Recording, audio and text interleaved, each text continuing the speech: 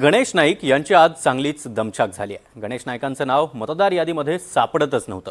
3 शाळा आणि अनेक खोल्या फिरल्यानंतर अखेर गणेश नाईक आणि त्यांच्या कुटुंबियांचं नाव सापडलं। मात्र त्यामुळे मतदार यादीतले घोळ पुन्हा एकदा समोर आले आणि तीच संधी साधत ठाकरेंनी देखील गणेश नाईकांना डिवचण्याची संधी सोडली नाही। पाहूयात नवी मुंबईमध्ये गणेश नाईकांना कशी करावी लागली आहे स्वतःच्याच नावाची शोधाशोध।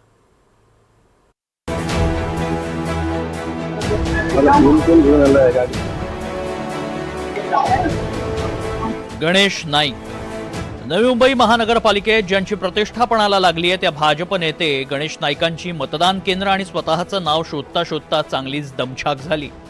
वनमंत्री गणेश नाईक आणि त्यांचे कुटुंबीय सकाळी 7:30 वाजताच मतदानासाठी बाहेर पडले। नेहमी ज्या शाळेत नाईक कुटुंबियांचं मतदान असतं तिथे यांना नातेवाईकांचं नाव नव्हतं। मग शोधाशोध सुरू झाली, मतदान केंद्राची आणि यादीतल्या नावाचीही। सुरुवातीला आमचं मतदान राफा नाईक विद्यालयाचं असायचं, नंतर महापालिकेच्या शाळेमध्ये आज ते आम्हाला सेंट मेरी मध्ये दाखवते। आम्ही सेंट मेरीला गेलो, तिथे रूम नंबर 9, ती रूम नंबर 9च नाही। इथे आलो, इथे रूम नंबर 9 आहे। त्यांनी बिचारीने आम्हाला फुल पण दिलं स्वागत करताना, पण त्या यादीमध्ये आमचं नावच नाहीये।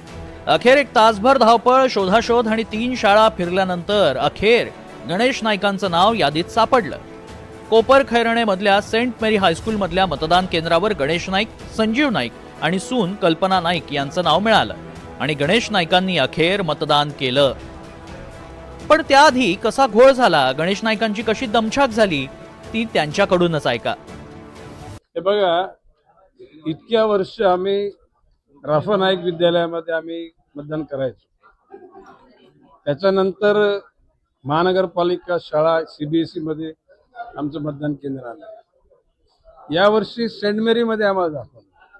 सेंट मेरी मध्ये आम्ही सकाळी येऊन गेलो तर इथे रूम नंबर काय साधा घोळ होता। मग आम्ही परत सीबीएसई मध्ये गेलो, तिथे रूम नंबर 9 होता, पण मतदार यादीमध्ये आमचं नाव नव्हतं। मग परत सेंट मेरी मध्ये आलो आणि आता मतदान करून आता निघालो।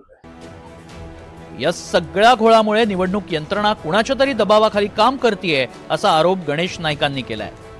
एकूणच निवडणूक यंत्रणा ही टू द पॉइंट काम करते असं वाटत नाही। कन्फ्युजन आहे, त्या कुठल्या तरी दबावाखाली काम करते आणि तणावामध्ये ते काम करतात असं मला वाटायला लागलं। गणेश नाईकांच्या बाबतीत एवढा घोळ झाल्यानं उद्धव ठाकरेंनीही यावर निशाणा साधलाय। तिकडे गणेश नाईकांकडे त्यांचं मतदान केंद्रच फरार झालं। म्हणजे टांगा आहे की नाही जागेवर मला माहित नाही, पण मतदान केंद्र फरार। त्यांच्या टांगा दुखल्या फिरून फिरून, या मतदान केंद्रात गेले, इकडे नाही, त्या मतदान केंद्रात 4 तास लागले त्यांना। म्हणजे हे मंत्र्याची हालत आहे। टांगा दुखल्या, केंद्र फरार।